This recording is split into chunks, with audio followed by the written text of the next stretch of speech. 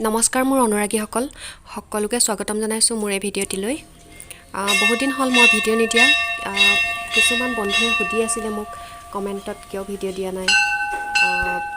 এতিয়া শেহতীয়াকৈহে মই তাৰ আনচাৰবোৰ দিব পাৰিছোঁ, কাৰণ মোৰ 14 ছেপ্টেম্বৰত মোবাইলটো হেৰালে, সিটো মোবাইল, আৰু সেইকাৰণে মই ভিডিঅ' বনাব পৰা নাছিলোঁ আৰু কাৰো ভিডিঅ'বোৰ চাবও পৰা নাছিলোঁ। নিজৰে মনটো বহুত বেয়া লাগি আছিলে। আৰু তেতিয়া মই ভাবিছিলোঁ মই যেতিয়া নতুন এটা মোবাইল ল'ম তেতিয়া মানে এখন মন্দিৰত গৈ ফাৰ্ষ্ট ভিডিঅ' মন্দিৰৰ পৰাই আপলোড কৰিম বুলি ভাবিছিলোঁ। সেইকাৰণে আজি মন্দিৰলৈ আহিলোঁ। মন্দিৰ মানে শদিয়াৰ বৈৰাগী বাবা থান হয় এখন মেইন গেট। যদি আপোনালোকে ঢলা শদিয়া ব্ৰিজখন চাবলৈ আহে তেনেহ'লে তাৰ পৰা 5 মিনিটমান আহিলে আপোনালোকে ৰাইট ছাইডেই দেখা পাব এই থানখন। পাৰিলে সোমাব এপাক। এতিয়া যাওঁ মন্দিৰৰ ভিতৰ ভাগলৈ।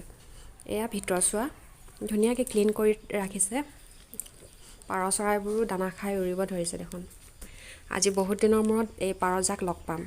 স্কুলত থাকোঁতেই দেখা আৰু আজি দেখিম, মনটো বহুত ভাল লাগিছে।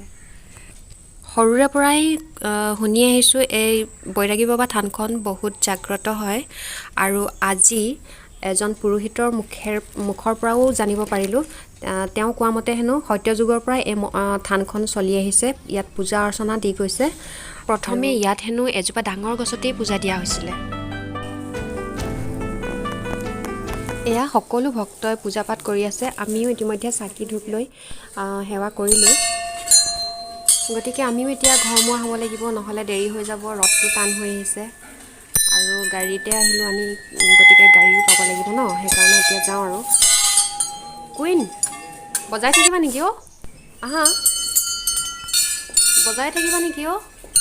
তাই হেঁপাহ পলোৱাই নাই চাগে বজাই, সেইকাৰণে বজাই আছে, সেইফালে নাচায়। 10 বাজিব হ'লে আৰু এতিয়া মন্দিৰৰ পৰা ওলাইছোঁ। গাড়ী পাবও লাগিব। আৰু এই দোকানকেইখনত চাওক, কল, ধূপ, জলকীয়া, কমলা, চাকি বাতি সকলোৱে পাব। 40 বছৰে বসবাস কৰি থকা ককা এজনে এই শদিয়াৰ বিষয়ে অলপ কয়, চাওঁচোন। সত্যৰ যুগত মহাভাৰত ৰামায়ণ শুনিছা নহয়?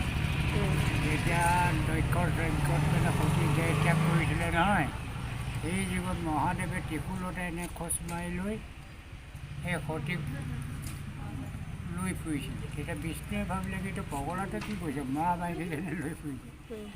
পিছে পিছে কাটিলে, কামাখ্যাত কাটিলে, যদি পৰিলে এখন কামাখ্যা যোৰ নামিল। কামাখ্যাৰ কথা শুনিছা?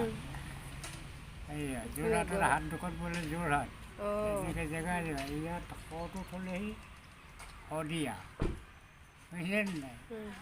ইমান মহাত্মা আছে এই থানখনত। আজিলৈকে এনেকুৱা ধৰণৰ মানুহ আহি আছে। মোৰ 40 বছৰ হ'ল আৰু 40 বছৰ হ'ল কোনো এদিন মানুহ ক্ষতি নাই বাবা তেওঁৰ পূজাৰ।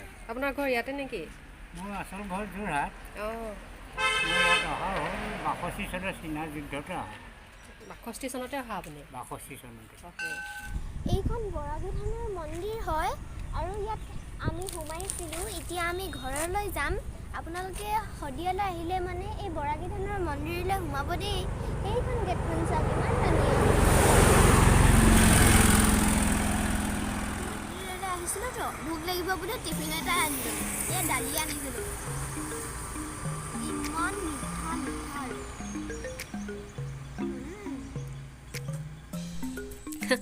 ভোক লাগিছে বোলে, তাইৰ টিফিন খাই লৈছে।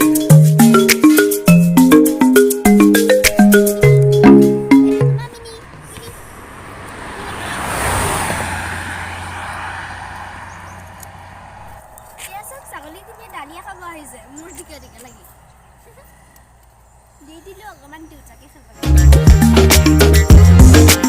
অনুৰাগীসকল, মোৰ ভিডিঅ'টি চাই কেনে পালে কমেণ্টত জনাব আৰু লাইক এটা দিবলৈ নাপাহৰিব।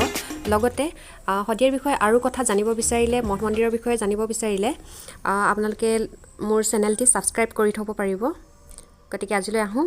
Thank U.